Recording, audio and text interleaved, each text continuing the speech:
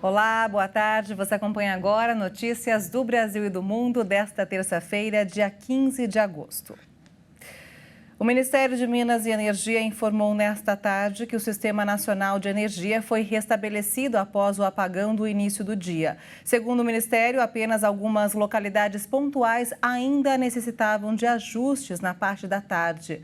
O apagão afetou 25 estados e o Distrito Federal. De acordo com o operador nacional do sistema elétrico, uma ocorrência às 8 horas e 31 minutos levou a uma separação elétrica no sistema interligado. Na prática, é como se as regiões norte e nordeste do país tivessem se desconectado das regiões sul e sudeste. As causas do problema ainda estão sendo apuradas. O apagão causou transtornos em diversas cidades, como o desligamento de semáforos, paralisação de metrô e interrupção de aulas em escolas.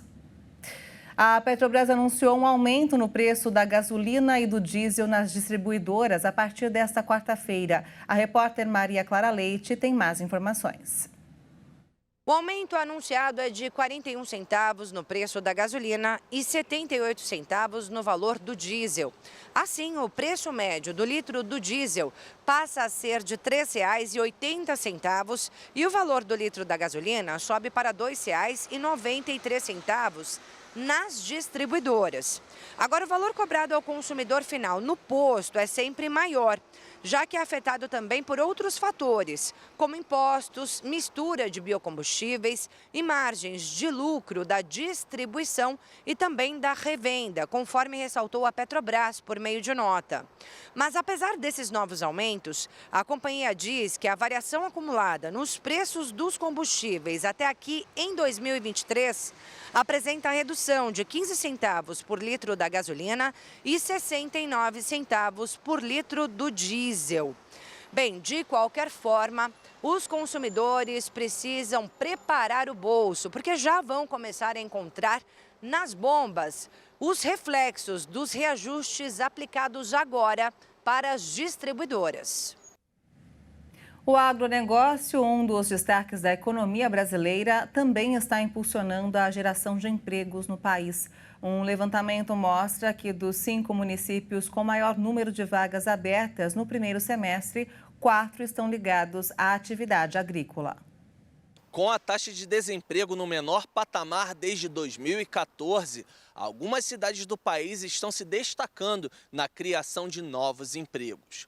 O que quase todas elas têm em comum é que suas atividades estão ligadas direta e indiretamente ao agronegócio. As informações são de um levantamento realizado pela consultoria LCA. Considerando os locais com mais de 50 mil habitantes, as cidades de Cristalina, em Goiás, Venâncio Aires e Santa Cruz do Sul, no Rio Grande do Sul, Canaã dos Carajás, no Pará, e Lençóis Paulistas, em São Paulo, foram as que mais criaram vagas de trabalho no primeiro semestre do ano, em relação ao seu número de habitantes. O único município desses 5 que não tem vagas ligadas à agropecuária é Canaã dos Carajás. 77% dos novos empregos têm como origem o setor de construção, impulsionado por obras públicas, além da cidade sediar o maior complexo de mineração do mundo. O mapeamento da consultoria foi realizado com base nos dados do Cadastro Geral de Empregados e Desempregados, CAGED. Em Cristalina foram abertas quase 3.500 vagas, o equivalente a 5,6% do total de habitantes. 87% das vagas surgiram por conta da agricultura, principalmente com o cultivo da soja. Já em Venâncio Aires, a relação emprego formal por habitantes chegou a 5,3%. O agro respondeu por 95% dos postos abertos no primeiro semestre. No primeiro trimestre de 2023, o Produto Interno Bruto, PIB, cresceu 1,9% em relação aos 3 últimos meses de 2022. Este resultado foi puxado pelo agronegócio, tendo em vista que o setor cresceu 21,6% no mesmo período. Nos Estados Unidos, crianças e jovens entraram com uma ação contra o estado do oeste norte-americano por um meio ambiente limpo e saudável. E o julgamento, considerado histórico, decidiu a favor do grupo de jovens. Um tribunal de Montana decidiu nesta segunda-feira a favor de um grupo de jovens que acusou esse estado do oeste americano de violar seus direitos a um meio ambiente limpo e saudável em um julgamento climático histórico.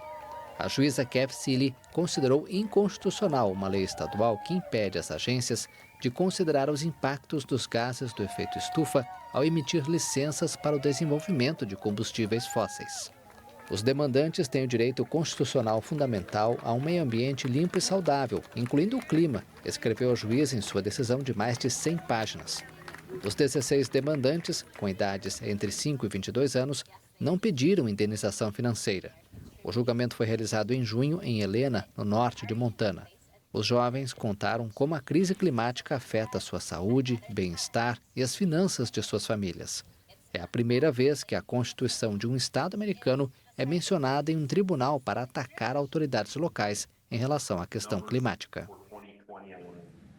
E a mudança climática que vivemos está causando impactos na vida das pessoas e dos ecossistemas do mundo. A Administração Nacional Oceânica e Atmosférica dos Estados Unidos tem estudado sobre o assunto e entre os apontamentos já se fala que o ano de 2023 deve ser o mais quente da história. Especialistas climáticos do governo dos Estados Unidos indicaram que há grandes chances de 2023 ser o ano mais quente já registrado e 2024 pode ser ainda mais quente.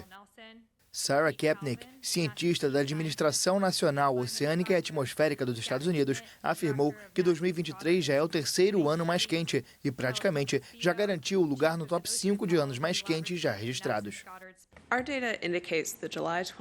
Nossos dados indicam que julho de 2023 foi recorde de calor no planeta. Foi o julho mais quente por muito, especificamente mais de 1,2 graus Celsius, que pode não parecer muito, mas a margem para a maioria dos recordes é na ordem de centésimos de grau ou 2. No último mês foi assim, muito mais quente do que jamais vimos. A superfície dos oceanos também teve recorde de temperatura em julho pelo quarto mês consecutivo, com a continuação das condições do El Niño surgidas no mês anterior. Kate Calvin, cientista-chefe da NASA e assessora sênior sobre o clima, afirmou que a mudança climática está causando impactos nas pessoas e nos ecossistemas de todo o mundo, com o aumento do nível do mar, diminuição do gelo marinho no Ártico, incêndios florestais, fortes chuvas, entre outros fenômenos. Vamos falar agora de futebol e contratações milionárias. O craque Neymar é o novo jogador do Al Hilal da Arábia Saudita. O clube anunciou hoje oficialmente a contratação do atacante, que assinou contrato por 2 temporadas.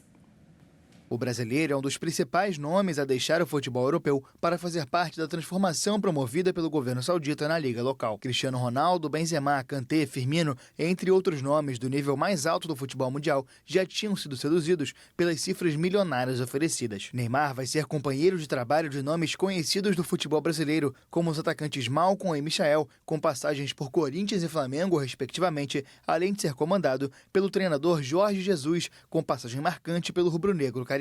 Em 6 temporadas pelo Paris Saint-Germain, onde sofreu com diversas lesões, Neymar marcou 118 gols em 173 partidas.